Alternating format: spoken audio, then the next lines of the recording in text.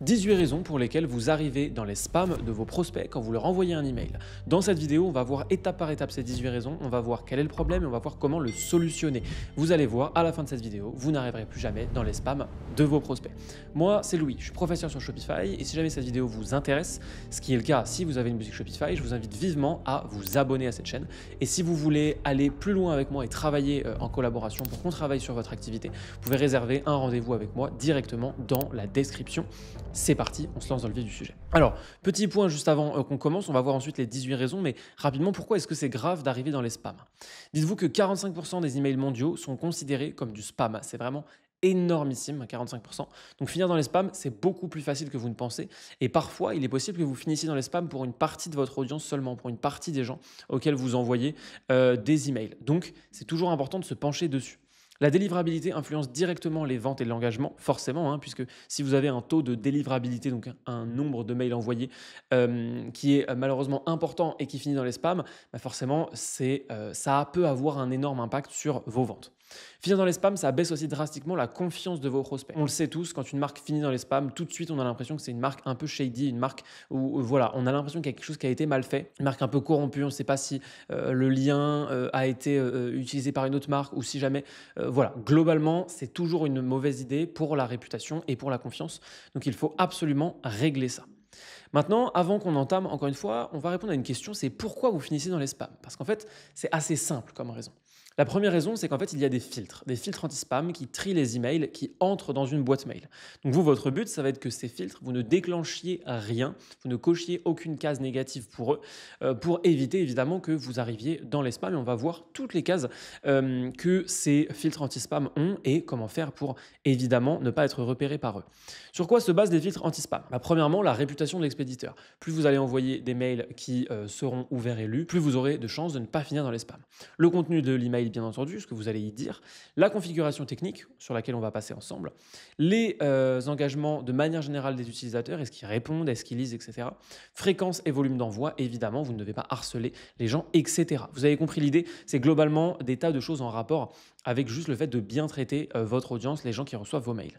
Leur but, c'est quoi leur but exact? En fait, c'est de protéger les utilisateurs. Ils veulent contrer les tentatives de phishing ou les tentatives de manière générale de malware et de différents virus. Donc eux, ils sont là pour protéger les utilisateurs finaux. Donc si c'est aussi votre objectif, vous allez facilement vous rejoindre avec les filtres anti-spam. Et donc vous allez pouvoir ne plus jamais finir dans les spams. Évidemment, eux, ils font aussi le travail contre les mails non sollicités. Il y a beaucoup et de plus en plus de mails non sollicités, ce qu'on appelle du cold mailing. Évidemment, c'est interdit et encore plus en Union européenne avec le fameux RGPD dont on va brièvement parler aussi. Vous allez voir, on peut respecter tout ça très facilement et évidemment, ils sont contre les escroqueries, les logiciels malveillants de manière générale. On va donc pouvoir passer à nos 18 raisons.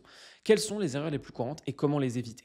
Juste avant, ce que je vous recommande, c'est que si vous êtes sur Shopify, vous pouvez descendre dans la description et vous allez trouver le petit lien qui se situe juste là, installer Omnisend. Omnisend, c'est le meilleur client email pour tous vos emails, pour gérer vos emails, pour avoir le meilleur taux de délivrabilité aussi évidemment et finir le moins possible dans les spams. Il y a un tutoriel qui s'affiche juste au-dessus de moi. Vous pouvez aller voir ce tuto après cette vidéo pour installer Omnisend, le configurer. Ça va vous être extrêmement utile. C'est le meilleur client mail que vous pourrez utiliser sur Shopify.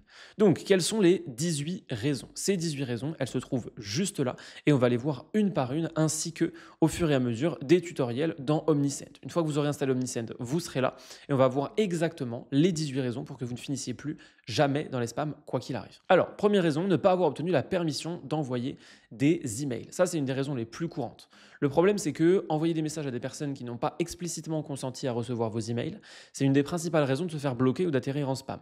Donc, il faut vraiment que les gens aient donné leur accord. Comment on l'évite? Premièrement, ne jamais acheter ou récupérer des listes d'emails non qualifiées. Il faut vraiment jamais faire ça. Vous devez envoyer des emails à des gens qui ont consenti à vous donner leur adresse email.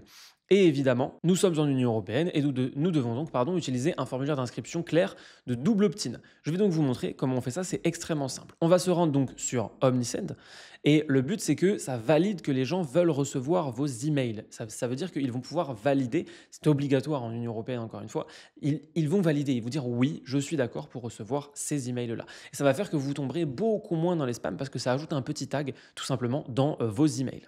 Donc, on va directement dans Forme ici. Ensuite, on va venir sur Create Form juste là. Nous, on va venir chercher maintenant un formulaire. Donc, le but, c'est de prendre un formulaire que vous allez utiliser pour récolter les différentes adresses mail. On clique donc sur Use Template. Et une fois que vous êtes ici, on va venir dans Behavior Settings et puis Audience Management. Behavior, c'est juste là et Audience Management, c'est juste là.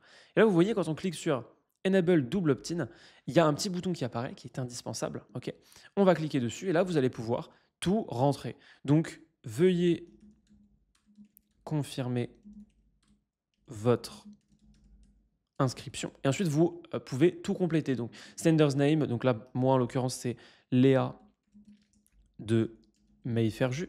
OK. Et là, vous pouvez tout traduire. Si jamais vous avez un peu de mal à traduire, n'hésitez pas à traduire avec ChatGPT, vous prenez, vous copiez, vous collez, vous lui demandez de traduire et ensuite vous le remettez juste ici. Mais une fois que vous aurez fait tout ça, vous aurez accès finalement à l'email général qui va être envoyé à chaque fois que quelqu'un s'inscrit chez vous. Il n'aura qu'à cliquer sur le bouton et ça lui permettra de recevoir vos différentes informations. Vous n'avez pas plus que ça à faire pour cette première raison. Deuxième raison, le taux de plainte élevé, signalé comme spam. Ça, c'est aussi assez problématique. Et le problème, c'est que même si les destinataires ont consenti, un trop grand nombre de plaintes signalées comme spam enverra un mauvais signal aux fournisseurs de messagerie, que ce soit Gmail, Outlook, Yahoo, peu importe. Donc, il faut éviter que les gens vous considèrent comme du spam. Vous devez envoyer un contenu pertinent et en rapport avec ce qui était promis lors de l'inscription. Évidemment, si vous dites que vous ne faites pas de spam, n'en envoyez pas. De manière générale, n'envoyez pas de spam. On est quand même bien d'accord là-dessus. Vous devez nourrir vos utilisateurs et c'est ça qui va faire que vous aurez un meilleur taux d'ouverture et un meilleur taux de lecture. Donc, ensuite, la deuxième étape, c'est tout simplement de faciliter la désinscription. C'est un lien de désabonnement visible. C'est évidemment aussi obligatoire et indispensable en Union européenne, encore une fois, par rapport au RGPD. Donc, pour éviter les marquages abusifs en spam. Parce que sinon, les gens ils vont tout simplement venir vous identifier comme du spam, soit avec leur application mail directement, soit depuis les différents liens qu'ils vont trouver. Donc, pour faire ça, nous, on va se rendre dans campagne, juste ici. Ensuite, on va faire Create. On clique ici sur Create, on va sur Email. Vous pouvez prendre ensuite par exemple un email assez simple. Donc ici, moi je vais mettre test V6. Hop, je vais directement dans l'email. Vous, il faudrait tout remplir, bien entendu. Mais là, on est vraiment juste sur cette partie. On clique sur Use Template et on va voir que quand on descend, nous avons bien dans Omnisend directement ici le petit lien pour se désabonner. Si jamais vous vouliez modifier la couleur du lien, c'est évidemment tout à fait possible. Par contre, attention, ne le mettez pas en noir sur du noir. Ce sera détecté par les différentes applications de mail et vous risquez de finir dans les spams. Il faut vraiment être de bonne foi et que ce lien se désabonner soit visible. C'est ça qui est le plus pertinent. Une fois que vous avez fait ça, vous n'aurez plus cette deuxième problématique du taux de plainte élevé. Numéro 3, la qualité de la liste d'envoi qui est médiocre. Le problème qui est courant, c'est que les adresses inactives, les adresses obsolètes ou les adresses qui n'ont pas interagi avec vos emails depuis longtemps, malheureusement, elles peuvent entraîner des rebonds, donc que vous ayez un taux de rebond qui soit élevé au niveau de la réception des mails et ça va nuire à votre délivrabilité générale. Donc, il faut mettre régulièrement à jour et nettoyer la liste email. C'est assez simple à faire et je vais vous montrer comment on fait. Parce que ça vous permet de supprimer les adresses invalides, les adresses inactives, les adresses de rebond, etc. Donc pour ça, quand vous êtes dans Omnisend, vous allez dans Report, juste ici. Ensuite, vous descendez jusqu'à Deliverability, juste ici. Et puis, à cet endroit-là, hop, ici, vous aurez Email List Hygiène. Et en fonction des contacts que vous aurez, vous aurez ici ce qu'on a sous les yeux à cet endroit-là, c'est-à-dire la possibilité de cliquer sur Go to Email List Cleaning. Et ça vous permettra ensuite de pouvoir supprimer les gens qui n'ont pas ouvert vos mails, qui sont des contacts de mauvaise qualité, comme on le voit là, pour Quality Contact. Tout ça, vous pouvez supprimer, vous aurez une liste email qui sera en meilleure santé et donc un taux de délivrabilité qui sera plus élevé lui aussi. Ok, tout ça, c'est bien. Vous pouvez aussi évidemment mettre en place un système de réengagement des campagnes pour réveiller les inactifs. Exemple, vous pouvez envoyer un email à tout le monde, à tous ceux qui sont inactifs ou à tous ceux qui sont de mauvaise qualité. Et l'objet de ce mail, ce serait par exemple, votre compte va être supprimé. Comme ça, eux, ils vont voir. Si jamais ils ne sont pas intéressés, ils ne font rien. Si jamais ils sont intéressés, ils peuvent cliquer éventuellement pour remettre leur adresse mail. C'est ce qu'il y a de plus intéressant pour vous. On passe tout de suite à la quatrième raison pour laquelle vous êtes dans les spams. La quatrième raison, c'est l'utilisation de mots déclencheurs de spam. Ça, effectivement, les spam trigger words, vous allez voir, c'est un problème. Le problème, c'est que les fournisseurs de messagerie, ils ont des filtres, comme on en a parlé juste avant. Et que ces filtres, ils contiennent des mots trop commerciaux ou des mots suspects. Gratuit, 100%, urgent, etc. Tous les mots un peu trop commerciaux, un peu trop clichés commerciaux, ils sont dans ces listes. Donc, si vous les utilisez, vous risquez de finir dans les spams. Donc, attention à ça. Surtout dans l'objet, évidemment, l'objet du mail étant la partie partie la plus importante. Donc, évitez les tournures trop agressives ou sensationnalistes dans l'objet ou le corps du message, hein. Ne soyez pas trop commerciaux. La majorité de vos emails, ça doit être des emails qui nourrissent, qui apprennent, qui informent, et pas des emails de vente. Okay, et rédiger des textes plus naturels et moins vendeurs si possible. C'est vraiment important que vous mettiez l'accent là-dessus. Ça, c'était effectivement les spam trigger words, donc gratuit, 100%, urgent, voilà, toutes ces choses-là, vous devez évidemment les éviter. Numéro 5, les objets trompeurs ou le contenu mensonger. Le problème, c'est qu'un objet d'email qui n'a rien à voir avec le contenu réel final de l'email ou qui cherche un peu à tromper, exemple, réponse urgente requise alors que c'est un mailing commercial, ça va entraîner une augmentation des signaux négatifs pour les différentes applications de mail et donc vous avez beaucoup plus de chances même de finir dans les spams. Donc si vous avez déjà fait ça, il ne faut pas le faire. Et si vous ne l'aviez pas encore fait, il faut quand même surtout pas le faire. Parce que, en fait, la manière de l'éviter, elle est assez simple. Il faut être transparent et cohérent entre l'objet et le contenu. Parce que je vous rappelle qu'au-delà de finir dans les spams, vous allez juste passer pour une marque qui n'est pas sérieuse et pas professionnelle. Donc faites bien attention à ça. Et ensuite, annoncez clairement la proposition de valeur de l'email. Soyez clair. Ça va permettre de créer une continuité entre l'objet de l'email, la lecture de l'email et votre boutique ensuite. Donc je vous recommande vivement, évidemment, d'être le plus clair possible. Numéro 6. Numéro 6, c'est le taux d'engagement faible ou alors des chutes soudaines de taux d'engagement. Le problème, c'est quoi? Les fournisseurs analysent l'engagement, le taux d'ouverture, le taux de clic, le taux de réponse. Si les destinataires n'ouvrent pas ou ne cliquent pas, ça va impacter négativement la réputation de l'expéditeur. Donc vous, en l'occurrence. Mais donc même si vous avez une bonne réputation de base, si les gens ouvrent vos mails de moins en moins, qu'ils cliquent de moins en moins, que vous avez peu ou pas du tout de réponses à vos emails, eh bien, ça va impacter négativement la réputation de votre adresse email. Donc comment l'éviter? Segmentez vos listes pour envoyer des emails ciblés et personnalisés. Comme ça, vous allez pouvoir envoyer différents emails à différentes personnes. Vous pouvez aussi tester différents objets et contenus pour augmenter le taux d'ouverture et le taux de clic. Je vais vous montrer ça très simplement. On va donc se rendre ensemble dans Campagne. Okay. Ensuite, on va dans Create Campaign. Ça, c'est pour envoyer un email à tout le monde. Et là, vous allez pouvoir faire Create AB Test. Et là, c'est hyper intéressant parce qu'en fait, vous allez pouvoir envoyer 2 mails. Donc ça, c'est la version A. Hein. Et si on clique ici, on peut ajouter une version B. Donc par exemple, on va mettre version A.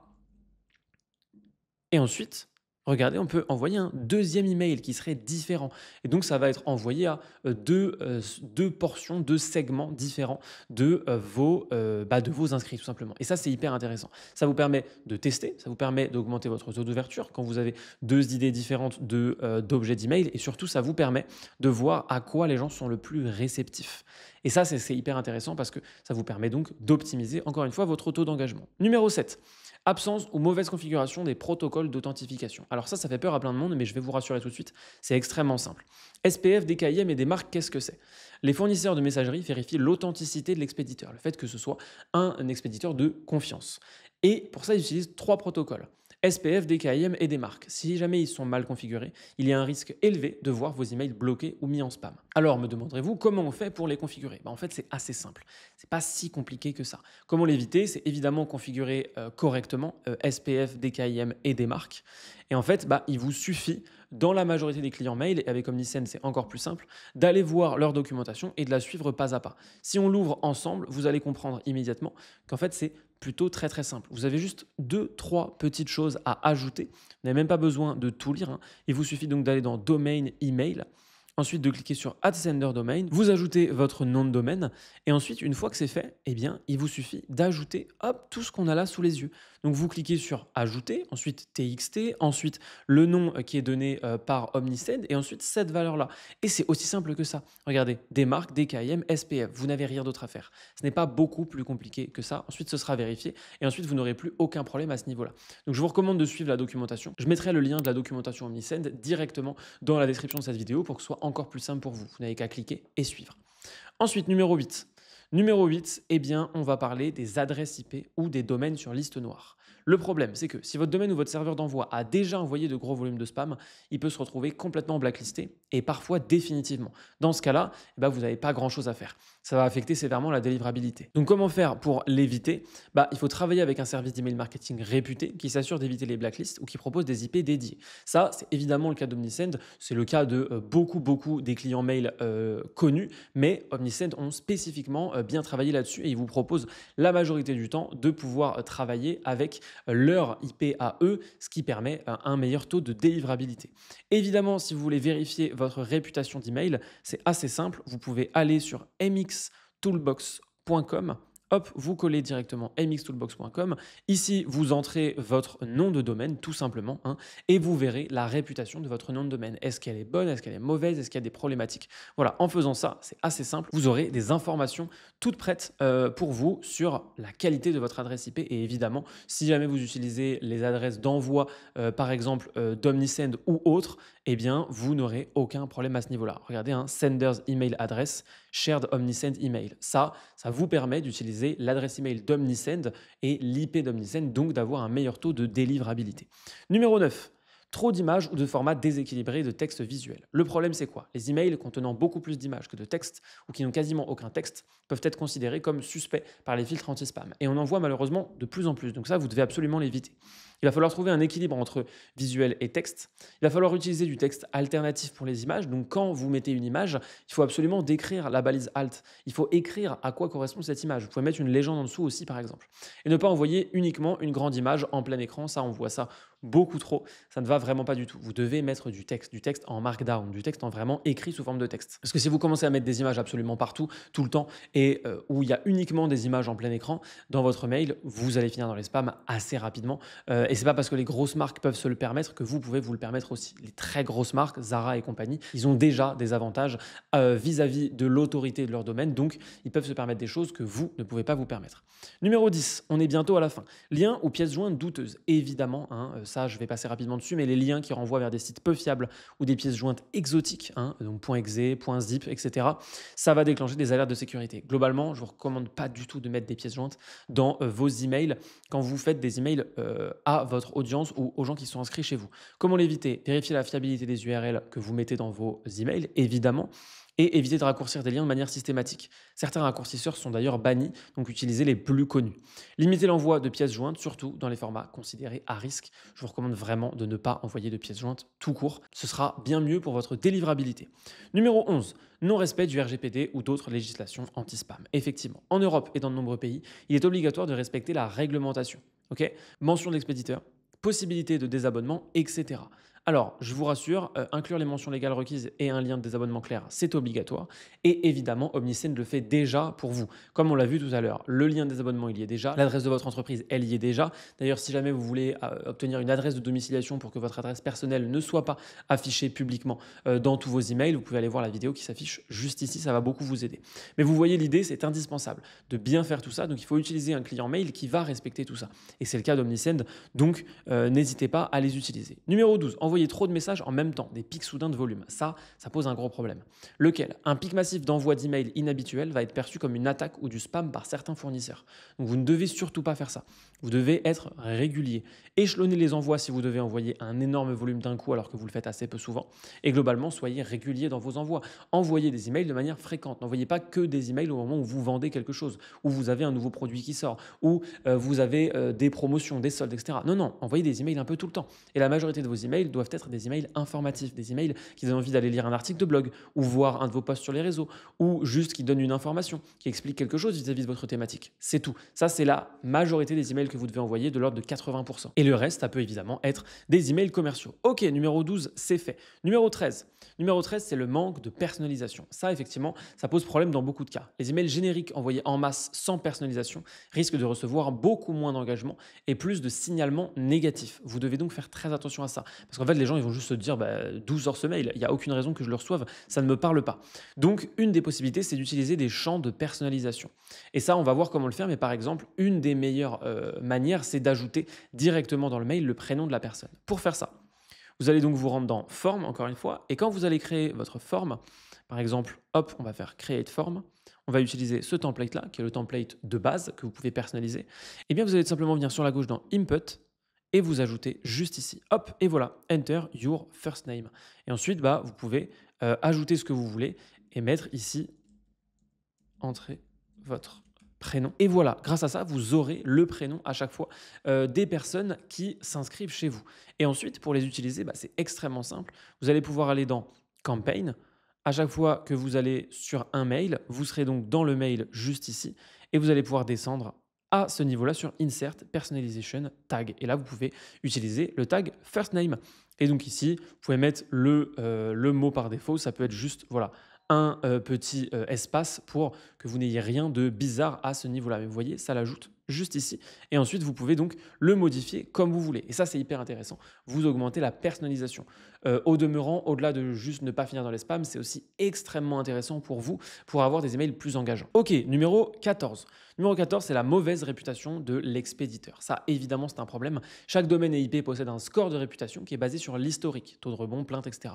Une réputation dégradée engendre automatiquement des classements en spam. Donc, respectez toutes les bonnes pratiques précédentes, évidemment, et garder un taux de rebond et un taux de plainte aussi bas que possible est la clé pour avoir évidemment le moins de vos mails qui tombent dans les spams et évidemment utiliser, quand ils le proposent, les différentes adresses IP fournies par vos clients mail. Je vous recommande Omnisend, ils ont une très bonne adresse IP pour ça. Ensuite, numéro 15. Eh bien, numéro 15, ce sont des champs expéditeurs et répondre à confus ou inexact. Et ça, effectivement, ça ne va pas le faire du tout.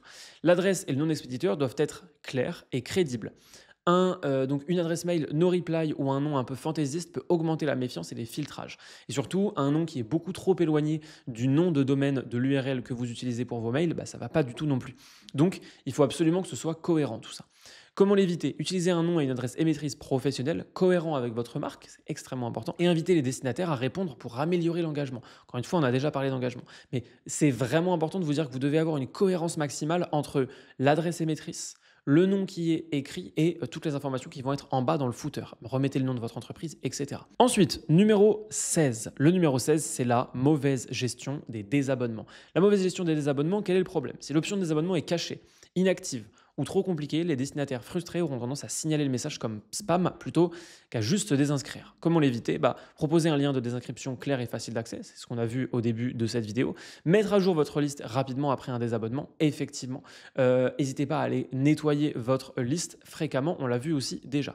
Numéro 17, absence de version texte pour vos emails HTML. Ça, c'est assez simple, vous allez voir. Problème, certains filtres de spam vérifient l'existence d'une version texte simple, en plus de l'HTML général dans votre mail. Sans cette version texte, ça peut être considéré comme un signe de message douteux. Si vous n'avez rien compris à ce que je viens de dire, je vous rassure immédiatement, il faut toujours inclure une version texte dans votre email, mais la plupart des services d'emailing le font automatiquement. Ce que vous devez faire, c'est évidemment juste pas le supprimer. Okay? Ici, dans le header, vous aurez la majorité du temps un petit encart qui permettra de lire l'email sur Internet si jamais il a mal été affiché. Okay? Et comme ça, eh bien, vous aurez beaucoup moins de chances de tomber dans les spams. Numéro 18, utilisation d'un objet trop tape à l'œil ou tout en majuscule. Le problème, c'est que les objets tout en majuscule avec trop de points d'exclamation ou d'emojis, c'est souvent associé à du spam. Donc comment on fait pour l'éviter? On reste sobre et professionnel dans la rédaction de l'objet. On évite les majuscules, la ponctuation ou les emojis tout le temps. Et on teste différents objets pour trouver un ton engageant mais pas agressif, avec l'A/B test notamment. Et maintenant, moi je vous recommande d'aller voir cette vidéo qui compare entièrement Omnisend et Klaviyo. Vous saurez lequel choisir à la fin. À très vite.